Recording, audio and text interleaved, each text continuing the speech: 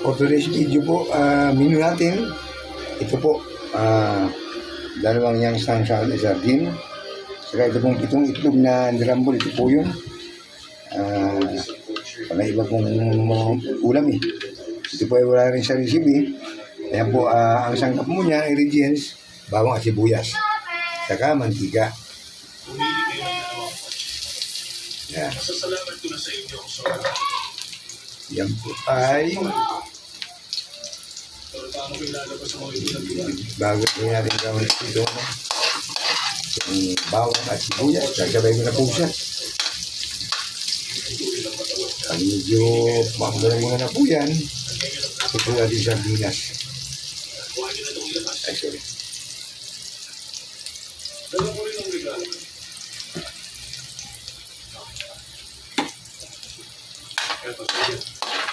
Simple lutuin lang.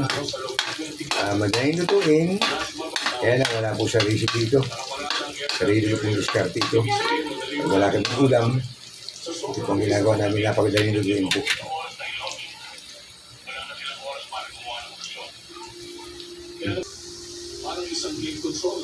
Lagyan po natin ng kaunting asin.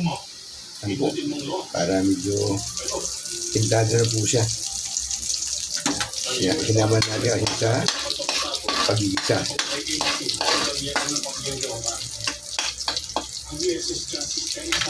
Ilagyan na po natin yung ating Youngstown sardine. Yan po. Yan po ay sardinas na nirambol sa pitong itlog.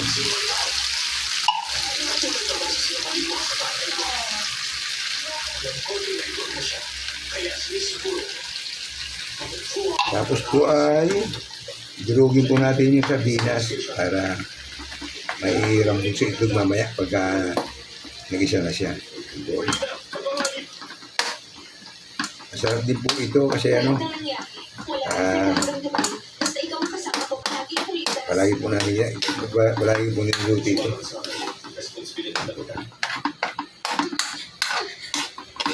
Igisa po muna natin yan, ganyan muna para mag-isa siya. Ayan po, nag-isa na po yung sardinas.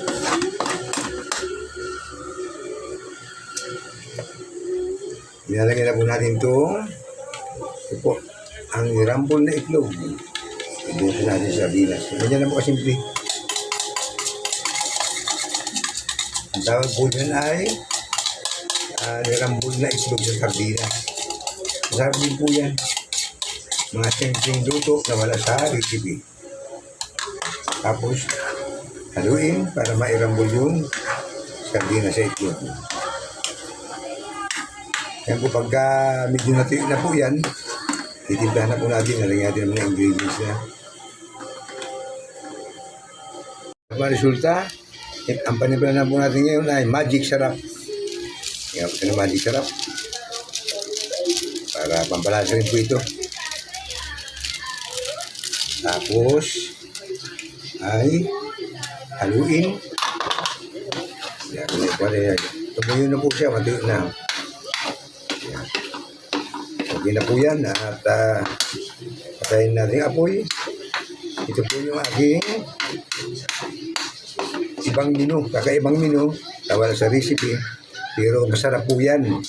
Ready to serve na po yan sa mga gusto pong matuto ng aking mga video. Sundan niyo ang video ko. Paki-like and share at paki-follow na rin po yung aking YouTube channel, Rick Vlogs.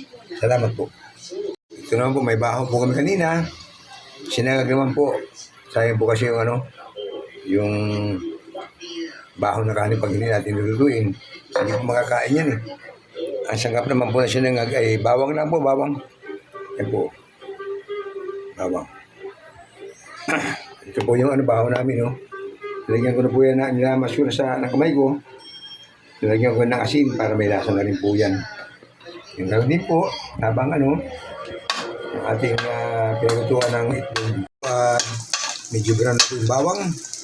Nilagyan na po na itong kanin na bahaw. Nilagyan ko na po asin yung kanina. Para may lasa po yan. Haluin po yan. para hindi masayang naman po yung baho. Kasi pag ipapasok sa sinaing na bago, nahawa mo, napapanis yung ano, yung mapanis. Yung balong saing. Kaya ginagawa ko po, sasangag na lang para mapaglabangan. Eh, mahal pang bigas ngayon. Kaya kailangan lahat ng mga leftover na ano, hindi pa paglabangan. Eh, magagamit, makain pa.